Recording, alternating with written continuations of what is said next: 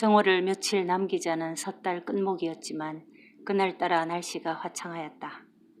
늘 감고 다니는 족제비 목도리를 두르고 하나뿐인 공단 두루마기를 여미고 털보무당은 여인이 알려준 대로 길을 나섰다.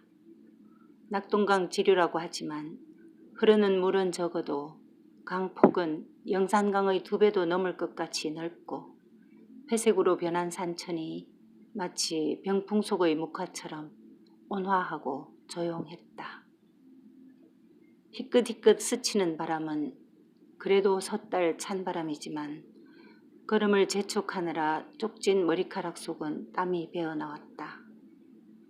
강줄기를 오른쪽으로 보내고 길이 왼쪽으로 굽어들자 산천에서는 보기 힘들 정도로 넓은 들판이 눈에 들어오고 멀찌감치 봉긋이 솟은 마치 사발을 거꾸로 엎어놓은 듯한 동산이 보인다.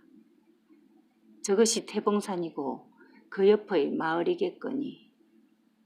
무당은 여인의 긴 설명보다 훨씬 찾기 쉽다고 생각하며 크게 우회하는 달구지길보다 짧게 질러가는 논뚝길로 걸음을 옮기는데 논두렁에 남아있는 콩 밑둥이가 마치 대나무 죽창처럼 고무신을 찔러댄다. 산이랄 것도 아닌 작은 동산 밑에 한 20여 호는 됨직한 마을이고 그 중에 색바랜 기와를 이고 있는 큰 집이 하나뿐이라 누구에게 물어볼 것도 없이 열려있는 소설대문을 들어섰다. 아이 둘이서 마당에서 팽이를 돌리다가 엄마 누구 왔대이? 하고 그중 큰 놈이 소리를 치고 3칸짜리 아래채의 문이 열리며 젊은 아낙이 황급히 머리를 추스르며 고무신을 돌려 신는다. 어서 오이소. 오신다고 행님이 기다리고 계십니다. 마치 말을 귓등으로 들은 양 아무 반응도 보이지 않은 채 무당은 마당 한가운데 서서 집을 휙 둘러본다.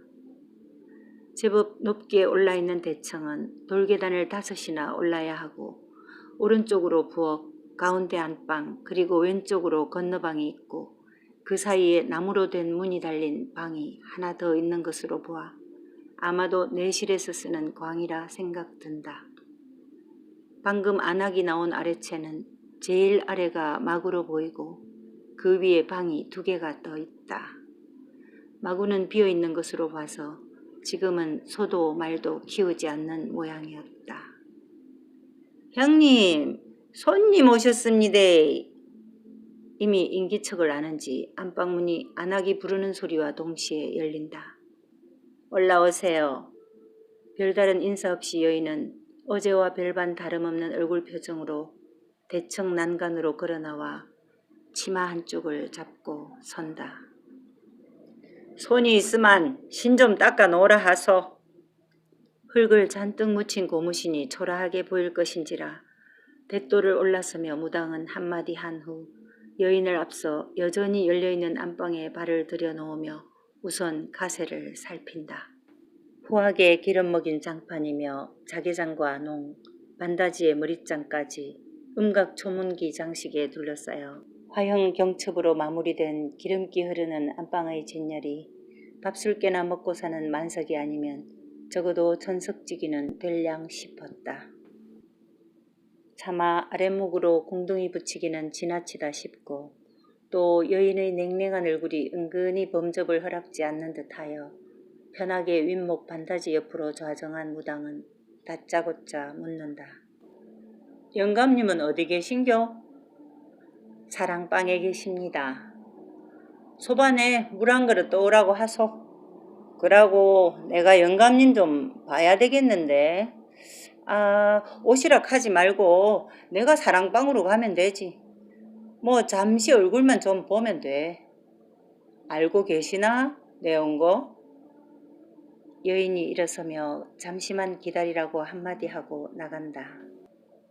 여인의 얼굴로 봐서 잉태할 나이는 훌쩍 넘은 40은 좋게 돼 보이니 이제는 영감을 보고 짐작을 해볼 요량이다. 말도 없이 여인은 안방문을 열고 무당이 따라 나서고 대청을 가로질러 덧문 달린 사랑방 앞에 섰다. 미닫이 문을 열어주는 여인을 보고 사랑방 안으로 발을 들여놓으며 내 혼자 잠시 영감님캉 얘기 좀 해야 되니까 정한수나 떠다 놓았소. 그리고 문을 자기 손으로 닫으면서 앉아있는 영감을 향해 잠시 들립니다 하고 앉는다. 아랫목에 앉아있던 영감은 엉덩이만 덜썩 옮기며 고개도 까딱하지 않고 건성으로 한마디 한다. 앉아있어. 아직은 갓근이 덜 떨어진 양반집 남정네라 무당 따위에게 고개를 숙일 순 없다는 말이겠다? 무당도 꼿꼿이 고개를 들고 똑바로 보며 영감의 얼굴을 살핀다. 필시 40 중반은 됨직하지만 아직 흰머리 한 자락 보이질 않고 혈색이 충만할 뿐더러 눈속 검은 자가 마치 호환을 연상시킬 만큼 힘이 있어 보였고 하이칼라로 빗어넘긴 머리와 입고 있는 마고자가 어울리지는 않지만 바뀌어가는 세대의 흐름을 익히 아는 듯 했다. 그는 함창김씨 24대손 김태섭이다. 때론 함령김씨라고도 불리는 고려 김효대감의 후손으로 이곳 태봉에 자리 잡은 지 수백 년이 넘은 인근에서는 널리 알려진 양반집 장손으로 신문학도 익히고 대처생활도 했지만 장손이라는 이유로 꼼짝없이 고향 종가를 지키는 처지이다. 종우의 이름 석자만 적어주이소. 네, 얼굴은 봤으니 됐고. 말끝을 흐리면서 일어서 나와 안방으로 들어서니 오칠이 잘 먹힌 12각반 소반 위에 하얀 사기대접이 놓여있다. 영감님이 이름 적은 종이를 줄 거니 그거 받아오소.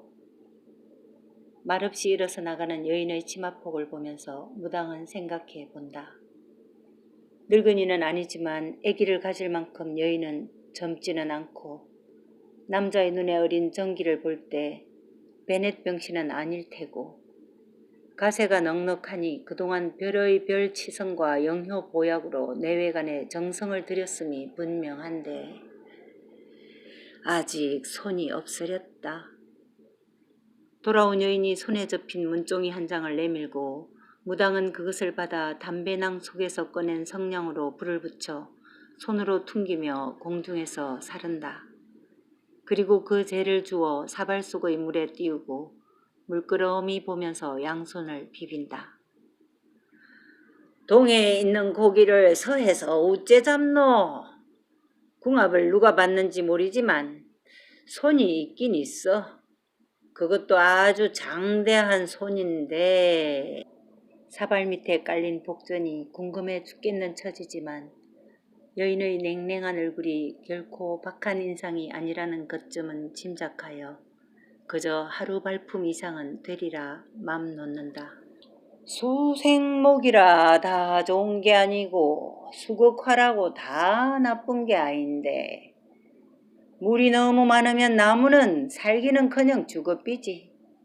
그러고 물이 불을 끌 수도 있지만서도 불이 물을 펄펄 끓일 수 있는 건 와모리노? 누가 궁합을 받는지 보긴 옳게 봤지만서도 한치 속을 덜 봤네.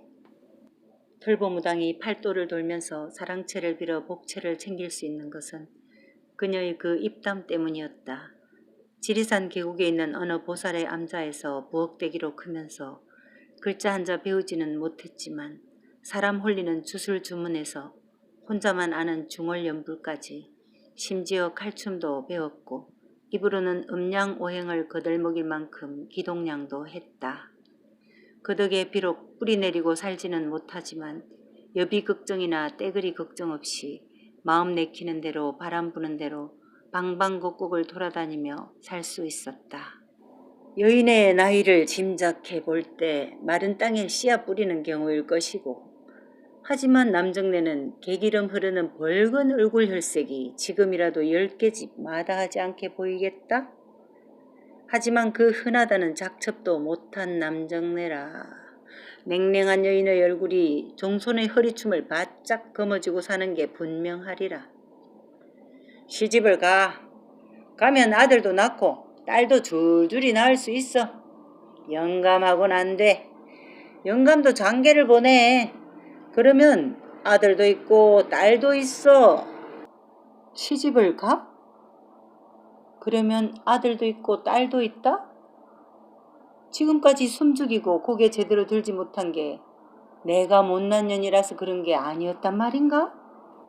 아까 그 밖에 있던 아들은 그 새댁 아들들인가? 댁 보고 행님이라 크던데? 동설합니다. 아직 분가를 하지 않고 있습니다. 다 버리고 새 시집 가. 아들도 보이고 딸도 있구만. 뭐 하려고 여있노? 그러고 영감도 그렇지 뻔히 있는 손을 못 보니 그도 답답할 일이지. 안 그렇노? 무당은 여인의 얼굴을 살피면서 되지도 않을 새 시집 타령이다. 대갓집 여인 보고 그것도 종가의 며느리 보고 새 시집을 가라? 우선은 여인의 마음을 잡아 끌어놓아야 목돈이라도 생길 만한 일을 만들 수 있을 것이다. 돈은 원래 안에서 더 많이 나오고 또 뒷걱정도 없는 게 안돈이니라. 당신이 손이 없는 것은 당신 탓이 아니라고 자존심을 축혀 세우는 중이다. 아이고 참, 그 실없는 소리 그만하시고 무슨 방도나 알아보이소. 세수방을 보든지 아니면 새색시를 보라 카이. 내 말 못 알아듣나? 금술하고는 다르지. 둘이 금술은 좋아. 백년해로 해. 근데 손은 딴 데서 보게 돼 있어. 이거이 부닥거리 한다고 타고난 사주팔자를 고칠 게 아니지. 여인은 아무 말이 없이 그저 버선발만 보고 있다. 시동생이 아들을 둘씩이나 낳을 동안 그 얼마나 마음고생을 숨기고 알았는가.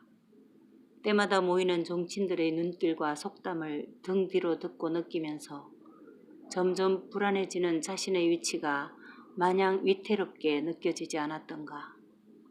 시집 온 지 벌써 16해를 넘기는 동안 모든 종사를 손에 쥐고 좌지우지하긴 했어도 그놈의 자식 소리만 나오면 땡볕 쬐인 호박잎 마냥 축 처지는 자신이었다.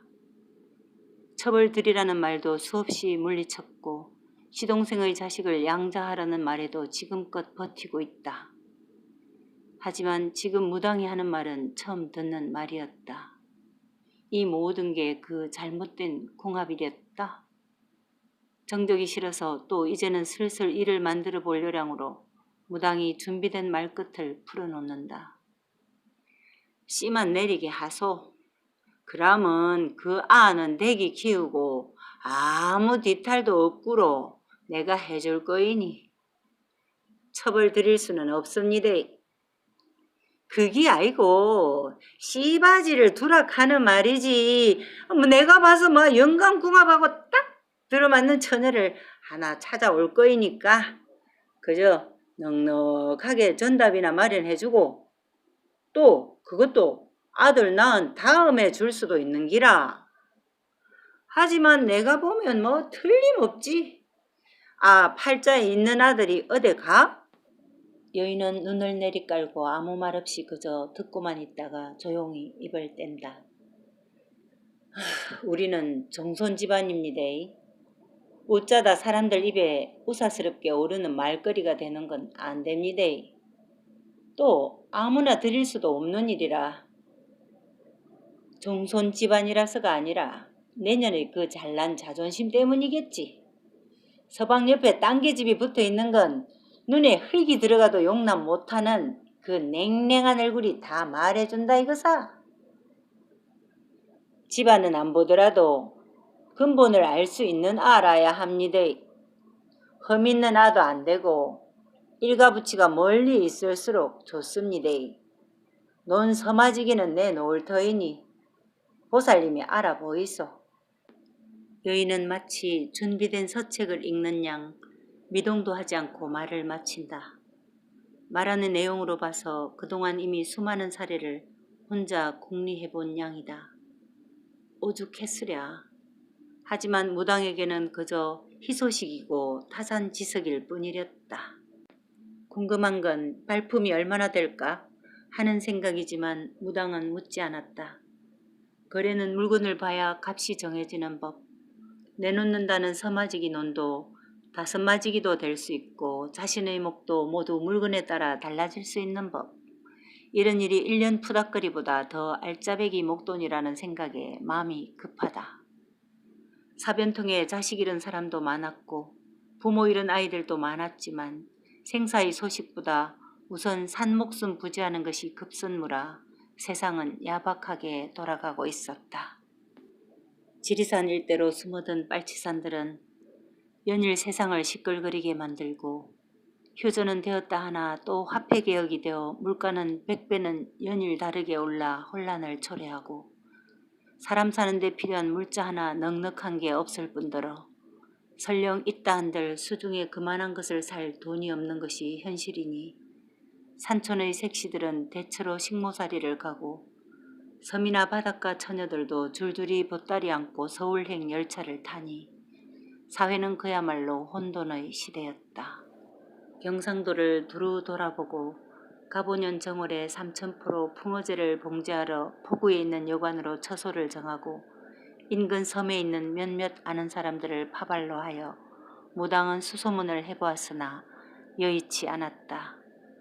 여자는 있으되 소박 맞고 친정으로 돌아왔거나 혹은 손이 모자라는 살림에 일손 하나라도 놓칠 수 없거나 아니면 은근히 부르는 값이 배 한 척 값이라 이것저것 아무리 맞추어 보아도 구색 맞는 여자가 구해지질 않는 통에 무당은 속으론 정 안되면 지난해 여름에 광주 유곽에 팔아넘긴 진주 송답골 처자라도 찾아서 어떻게 해볼 요량이었다. 삼천포 풍어제가 열리던 날 무당은 제상 앞에서 음식을 나르고 정리하고 소란스럽게 어린 처자에게 이것저것 시키는 안악을 보았고 그리고 용왕께 굿판이 한참 열을 더하는 통에 그 안악이 처자를 옆에 두고 함께 치승을 비는 것을 눈여겨보았던 터라 여곽으로 돌아오자마자 주인 여자에게 물어보았던 것이다. 아, 그 아줌매는 소양이 엄만데 저 너머 덕후에 삽니다. 딸아는 한 18 됐을 끼고 사변동에 신랑이 행방불명된 뒤로 딸하고 포구에 거의 매일 일하러 안 다닙니까? 기가 번쩍 뜨이는 텔보무당이었다. 집에서 사는 18딸이라 처녀이겠다. 살림 어렵겠다. 상주까지는 천리길이라 소리 소문도 닿지 못할 거리이고 내친 김에 여곽 주인에게 이것저것 더 알아보았지만 그저 딸린 입이 서너선 더 된다는 것 외에는 별 게 없었다. 무당은 마치 죽었다가 돌아오는 자기 딸이라도 만나는 양 설레고 벅차기까지 했다.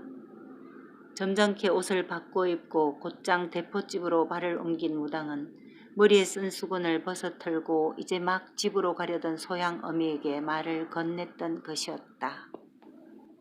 정월 중순의 아침 바닷바람은 살을 에이듯 차갑다. 시간으로는 아침을 훨씬 넘긴 한 10시쯤은 되었지만 햇살은 여전히 사각으로 비추니 얼어붙은 천지가 여전히 찬 기운 속에 갇혀있고 품삯받으러 가는 소양 어미의 발걸음은 동동 걸음을 친다. 대포집 문은 닫혀있다. 아마도 어제의 풍어제 뒤끝이 길어진 모양이다. 안에서 들리는 두릉거리는 소리를 확인한 소양 어미는 문을 열고 얼굴만 들이밀고 안을 살피는데 부엌 입구에 위치한 방의 미닫이 문이 열리고 대포집 아지매가 반색을 한다. 아이고 들어와. 추워. 안 그래도 보살님이 아침부터 니 기다리고 안 있나? 안으로 들어서는 소양어미는 그제서야 어젯밤에 스쳐들었던 소양이 중매 어쩌고 하던 기억이 난다. 무신날이라 아예 장사 속뜻도 없는지 대포집은 썰렁하고 풍어제 뒷일도 아직 정리되지 않아 여기저기 널려있는 사물들이 여간 사납지가 않다. 아직 수협장이 안 왔습니까? 보살을 힐끗 보면서 자리를 잡는데 방바닥이 차가운 자기 손보다도 더 차게 느껴졌다. 그 양반 어제 술 깨나 했으이. 오긴 오겠지만서도 오대 시간은 짐작하겠나? 바쁘면 가그레이. 내가 받아놓구마. 대포집 아짐의 말이 끝나기도 전에 무당이 한마디 한다. 아짐에, 네, 밥 샀구마. 그 국밥 좀 뜨끈하게 말아주이소. 이 아짐의 거하고 같이. 아침을 아직 안 묻디만 속이 뜰리 못 살겠구마. 방에 불도 들러야 될 거 아이요. 냉골이구마. 내는 아침 먹고 하심데이 아들하고. 아직 점심때가 멀었구만. 어쩌지? 발걸음을 요까이 했는데 받을 돈을 손에 넣고 싶은 간절한 생각인데 수협장이 안 왔으니 하염없이 앉아있을 수도 없는 난감함에 말끝을 흐리자. 기댈래야지. 받을 돈은 일찍은히 받아야지. 무기만 누가 물고 가빈다. 국밥 자시고 수협장 올 때꺼정 내캉 얘기 좀 하자. 코가 매운 담배를 뻐끔거리며 무당이 나선다. 우리 아는 아직 알랍니다. 철도 없는 아를 무신 중매할랍니까? 아짐에 나 들어가는 딸아 데리고 일수 봐야 애물단지 되기 십상이거나 잘못되기 쉽지. 들어보이 18이라쿠드만. 그게 무신 아합니까? 다 컸구만. 무당은 정색을 한다. 먹물 광목 치마를 걷어붙이며 대포집 아지매가 무거운 엉덩이를 일으켜 세우며 국밥 팔 요량으로 썬그른 부엌으로 나서며 한마디 거둔다. 내는 방에 불도 넣고 국밥이나 말란다. 소양아, 좋은 자리면 들어봐라. 요새 18이면 아를 낳아도 벌써 낳았을 나이다. 아이고마 철도 없고 뭐 알아야지. 아직 솜털이 뽀송뽀송한 아인데. 달랑 둘이 방 안에 남아있자니 안면 없는 무당이 불편하고 뻐끔거리는 담배에 머리가 지끈거려서 몸을 틀어 돌리면서 혼잣말을 했다. 솜털 벗고 나면 흰털 나기 시작하는 게 인생이야. 델고 사니 맨날 아지. 내 놓으면 다 인간값 하고 살게 마련이야. 그건 그렇고 내 아지매 얼굴을 보이 말년 팔자는 남부럽지 않겠네. 사람 사로잡고 마음 흔들기를 주전자 물 흔들듯 하는 무당이 한마디 툭 던지는 말에 소양어미가 고개를 돌리고 말을 받는다. 뭘 보고 갑니까? 내 복도 이래 없는지. 멀쩡한 아바이는 사변통에 행방이 묘연하고 건살 입이 6인데 우째 살지. 무신 복이 있다고 하면서 도로 고개를 모로 돌린다. 천지도 개백될 수 있고 물동이이던 양귀비도 당 황제 눈에 들어 팔자 핏다 아이가. 지금 신세를 내일 신세라 할 수 없는 게 우리들 인간사인데 그 무슨 소리 하는겨. 화든 복이든 다 타고나고 한번 타고 나면 다 거치고 가야 하는 게 중생이라. 아지매는 그저 내 말 믿고 걱정 안 해도 된다 카이. 무당은 달고 다른 혀를 아끼지 않고 소양어미의 환심을 끌려고 노력한다. 아이고 도시 그놈의 중매자리가 뭔지 말이나 해보이소. 내는 아직 생각해 본 적도 없이만도. 대포집 아지매가 불을 지피고 국밥을 끓인다. 장작대는 연기가 스며들지만 담배 연기보다 더 구수하다.